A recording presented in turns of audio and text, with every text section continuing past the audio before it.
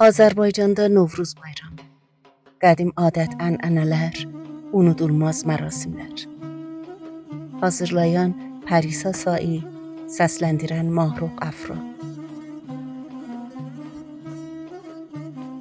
Novruz bayramı el-obamızın qədim tarixindən xəbər verən adət-ənənələrimizi, milli ruhumuzu özündə əks etdirən ən gözəl el şənliyimizdir. Bu bayram illərin qışından, soyuğundan, qarından, istisindən, bürküsündən, xalqımızın torpaqda xarüqələr yaradan zəhmətkeş insanların həyat tərzindən, düşüncə və əqidə süzgecindən keçərək əxlaqımıza, mədəniyyətimizə hopdu. Milli kimliyimizi təcəssüm etdirən bir amilə çevrildi. Əslində, bahar Türk dünyasının bayramıdır. Yazın ilk günü xalq, qarın, qışın getməsindən və təbiətin ayılmasında sevinib öz şadlıqlarını müxtəlif mərasimlərdə əks etdirməklə baharı qarşılamışlar. Baharda təbiət al-əlvan geyinib və bütün çöl-çəmən, dağ, meşə yaşıllığa bürünür.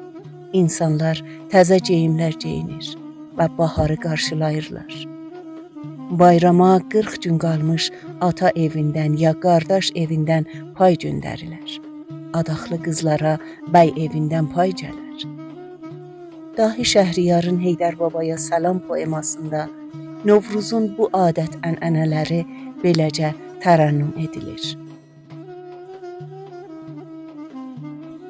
Bayram idi, gecə quşu oxurdu, adaxlı qız bəy corabını toxurdu, hər kəs şalın bir bacadan soxurdu. Ay nə gözəl qaydaydı şal sallamaq, bəy şalına bayramlığın bağlamaq. Bayram olub qızıl palçı qəzərlər, naqqış vurub otaqları bəzərlər, taxçalara düzmələri düzərlər. Qız gəlinin fındıqçası hənası, həvəslənər anası qaynanası. Başçının sözü savı, çağazı, inəklərin bulaması ağızı, çərşənbənin girdəkanı cəvizi, qızlar deyər atıl-batıl çərşənbə, ayna təkin bəxtim açıl çərşənbə. El adətinə görə kənd yerlərində evlərin bacasından ya da qapıdan içəriyə qurşaq atarlar. Biz indi buna torba atdı və ya papaq atdı da deyirik. Oğlana sevdiyi qızı verməyəndə, oğlan özü ya da qohum-qardaşdan biri qız evinə qurşaq atar. Bəzi vaxtlar qız evi day əziz gündə gəliblər deyib, qurşağa bir şey qoymaqla öz razılıqlarını bildirirlər. Çərşənbə axşamı gecəsi evi təmizləyib və gecə yatmadan öncə əllərinə həna qoyarlar. Səhər çağı ala qaranlıqdan durub su novunun üstünə gedərlər. Nov üstündən atlanıb, diş ağrım, baş ağrım, göz ağrım burada qalsın deyərlər. Təzə küzədə nov üstündən evə su gətirərlər. O sudan evin dörd bucağına səpib, qoy qurdu quş olmasın deyə söylərlər. Sonra çərşənbə təbriklərinə gedərlər. Uşaqlara da boyanmış yumurta verərlər və bundan sonra küçələrdə yumurta oyunu başlayır. Şəhriyar demişkən, yumurtanı göyçək güllü boyar, çaqqışdırıb sınanları soyar, oynamaqdan bircə məcər doyar, əli mənə yaşıl aşıq verərdi, İrza mənə Novruz gülü dərər.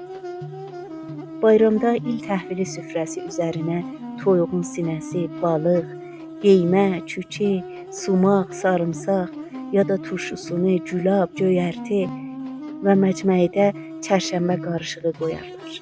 Güzgü qoyarlar, güzgünün üzərinə quran və onun da üzərinə siccə qoymaq adəti də var. Türk ellərinin bahar bayramı ilə bağlı keçirilən el şənliklərində bir təkə də vardır. Türk tayfalarında yay-yaz qıvraq və sürünün başında qabaqda gedən erkək keçiyə təkə deyirlər. Təkə yağışı, qarı sevməz və belə şəraitlərdə acizləşər. Ona görə də Türk ellərinin adət-ənənələrindən qaynaqlanmış şəfahi xalq ədəbiyyatı nümunələrimizdə belə bir deyim də var. Yazda təkədən soruşarlar, ay təkə, bu sürü kimindir? Təkə sinəsini qabağa verib deyər, mənimdir. Amma qar yağışda özünü itirər və deyər, bilmirəm, beləliklə baharın gəlməsindən hamıdan çox təkə sevinir. Bəlkə elə buna görədir ki, baharla bağlı el şənliklərində təkəm ya təkəmçi boynuna bir torba salıb aldıqlarını ora yığar və taxtadan düzəltdiyi təkə fiqurunu oynada-oynada özü də belə oxuyar. Təkəm oyun eyləyər, qurdu qoyun eyləyər, yığar ceylan düyüsün, çəpiş bəyin toyun eyləyər. Həmin taxta fiqurdan olan təkənin belinə fərş bağlayar, boynuna zinqrov salar və başına da qotaz taxarlar. Təkəni bəzəmək üçün güzgü və muncuqdan da istifadə edilər. Buna görə də həmin təkə fiqurunu oynadıb oxuyan şəxsə təkəm ya təkəmçi deyirlər. Hər təkəmçinin özünə məxsus küçələri olar və ayrı təkəmçi ora gəlməz. Təkəmçi özünə məxsus olan başqa şeirlər oxuyar və hamının üzün güldürər və ənamın alar. Təkə gəlir havadan, bir donu var yelqoban. Gətir təkənin payı, xanım evin abadan. Bu təkə axta təkə, boynundan oxta təkə. Gah pul olur satılır, gah çıxar təxtə təkə. Bu təkə oyun elər, qurdunan qoyun elər. Yığar ceylan düyüsün, oğlunun toyun elər. Yazın gəlişini qarşıladığımız ən gözəl adətlər sırasında hamı üçün əziz olan 4 çərşənbə axşamı günləri vardır ki, Azərbaycanda onları belə sıralayırlar. Su çərşənbəsi, od çərşənbəsi, yel çərşənbəsi, torpaq çərşənbəsi. Azərbaycanda ilin axır ayının çərşənbələrinə ayrı adlarda verilib və mərasimləri mövcuddur və bu cür sıralanır. Xəbərçi çərşənbə, külə çərşənbə, qara çərşənbə, axır çərşənbə. El içində belə rəvayət edirlər ki, xəbərçi çərşənbə bayramın yetişməsi muştuluğunu verir və qar soyuğun getməsindən söz açır. Külə çərşənbədə toyuqların tükünü yolub, qoyunların yönünü qırxarlar. Qara çərşənbədə el qadınları ev eşiyin hispasını alıb səlqə-səhman yaradarlar. Axır çərşənbədə od küləş yığıb yandırarlar. Odun üstündən atılıb şənlik edərlər. Səhər çağı yuxudan durub maldavarın üzünə su səpərlər və suyu aydınlıq bilib bayramın yetişməsini gözləyərlər.